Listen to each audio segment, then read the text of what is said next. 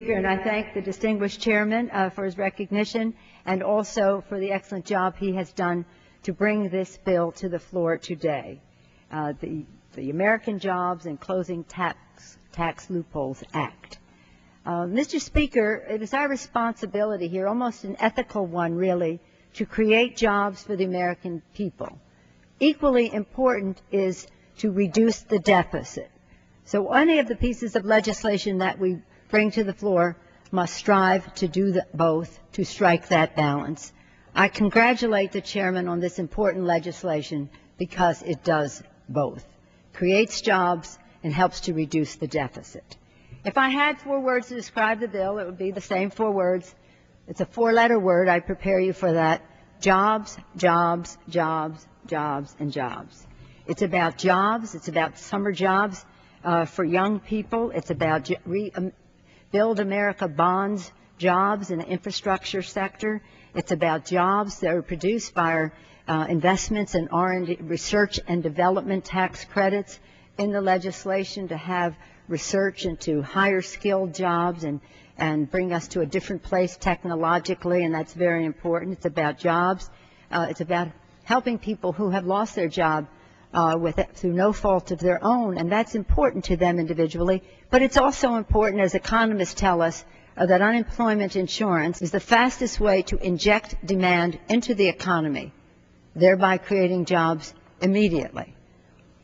And these and other ways in this legislation, we are creating jobs. And we're doing so in a way, as I say, the unemployment insurance police will create jobs, create a revenue stream, which will help to reduce the deficit. The rest of the bill is all paid for in a fiscally sound way, and I congratulate the distinguished Chairman Levin for making that so. I'm particularly pleased about a benefit for our veterans as we go into Veterans Day. Other members have mentioned the SGR, how important it is to have that provision in this legislation. I myself wish it were permanent. It's 19 months. We have to move to giving more certainty to our physicians and to our seniors. This is about our seniors and their ability to keep the doctors that they have if they so wish, and under this legislation they will do so. But as I close, I just want to make note that as we gather here on Memorial Day weekend, as we go forward, there's a very important provision in this bill that I hope all members will take home and convey with our gratitude to our men and women in uniform, and that is the issue of concurrent receipt. We call it the Veterans Disability Tax Repeal. Its technical term is concurrent receipt. If you're a veteran and if you are disabled, you will recognize this term. And in this legislation, there is funding. It is paid for. There is funding to cover the concurrent receipt, to repeal of it, and for the next, to address it in a positive way for the next 2 years.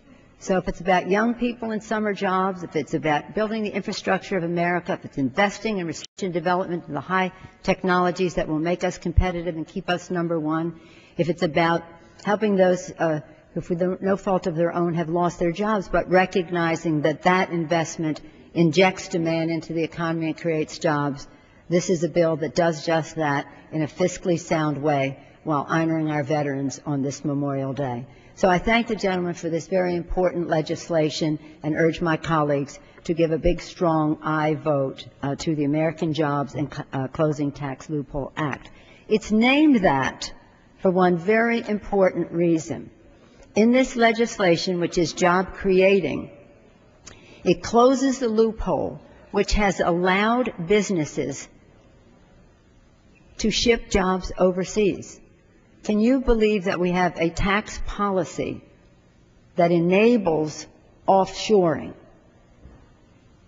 So if you had one thing to say about this bill to your constituents, you can say that today you voted to close the loophole to ship U.S. jobs overseas and giving businesses a tax break to do so. It's not right. It will be corrected today. Thank you, Mr. Levin. Urge my colleagues to vote aye.